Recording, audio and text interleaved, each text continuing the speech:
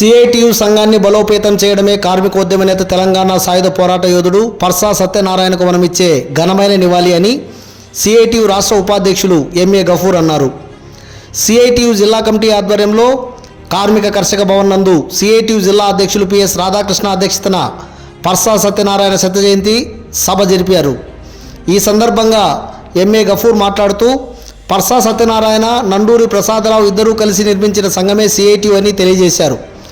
నిర్మాణం కోసం చాలా కాలం వారు కృషి చేశారని, పర్సా సత్యనారాయణ గుంటూరు జిల్లా కంబంపాడు గ్రామంలో జన్మించాడని, ఆయన వృత్తి కోసం సింగరేణి బొగ్గుగన్ల దగ్గరికి వెళ్ళడం జరిగిందని, అక్కడ పనిచేస్తూనే సింగరేణి కాలనీస్లో కార్మిక సంఘాన్ని ఎంతో కష్టపడి నిర్మించారన్నారు. తర్వాత అనేక కష్టాలు ఎదుర్కొన్నారని, అనేక సంవత్సరాల పాటు అజ్ఞాత జీవితం గడపవలసి వచ్చిందన్నారు.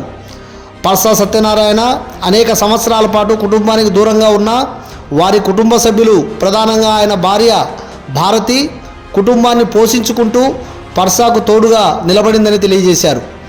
పర్సా ఆంధ్రప్రదేశ్ సిఐటియు అధ్యక్షులుగాను, గౌరవ అధ్యక్షుడిగాను, సిఐటియు జాతీయ ఉపాధ్యక్షుడిగాను, కార్మిక లోకం సంపాదకుడిగాను అనేక సంవత్సరాలు పనిచేశాడని తెలియజేశారు.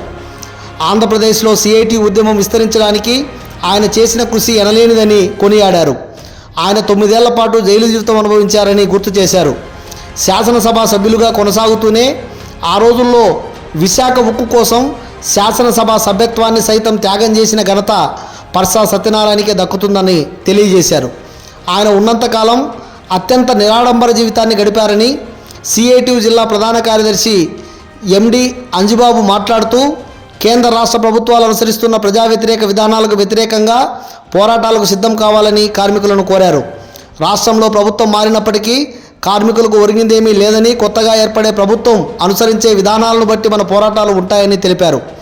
ప్రజా వ్యతిరేక విధానాలు కనుక అనుసరిస్తే అందుకు తగిన రీతిలో ప్రభుత్వాలకు బుద్ధి చెప్పాల్సి ఉంటుందని అన్నారు.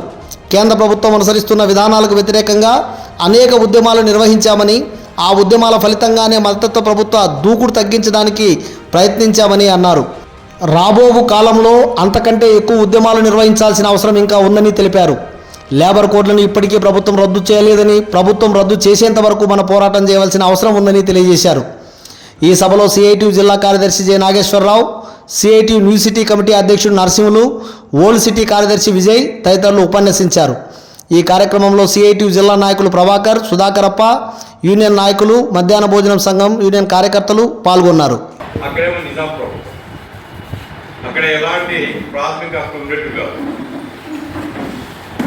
ఈయన కార్మిక సంఘాల్లో పనిచేస్తూనే తెలంగాణ ఉద్యమంలో, తెలంగాణ విముక్తి కోసం ఆంధ్ర మహాసభ తరఫున ఏదైతే కార్యక్రమాలు జరుగుతున్నాయో, ఇతను కార్మిక సంఘంలో చురుగ్గా ఉన్నాడు. నిజాం ప్రభుత్వానికి వ్యతిరేకంగా జరిగే ఆందోళనలో పాల్గొంటున్నాడు. ఇతను చాలా డేంజర్ వ్యక్తి అని రిపోర్ట్ పోయిన తర్వాత ఈయన అరెస్ట్ చేయడం, చిత్రహింసలు పాలు చేయడం, జైల్లో పెట్టడం అన్నీ జరిగాయి. జైల్లో ఉన్న చిత్రహింసల పాలైనా తల ఒక్కలే, తల వచ్చలే. నేనేం తప్పు చేయలేదు, నేను కార్మిక సంఘాల్లో పనిచేస్తున్నాను, కార్మికులకు న్యాయం కావాలని ఆందోళన చేస్తున్నాను. మేము ప్రభుత్వానికి వ్యతిరేకంగా నేను తిరుగుబాటు చేయడం లేదు, ప్రభుత్వానికి వ్యతిరేకంగా ప్రజలు ఆందోళన చేస్తున్నారు.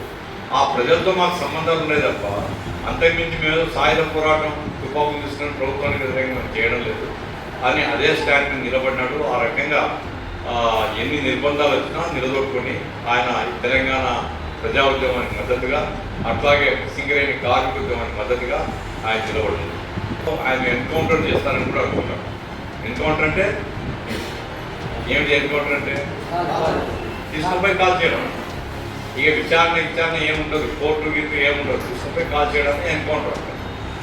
ఒకనొక దశలో ఈయన ఎన్కౌంటర్ చేస్తారు అనేది కూడా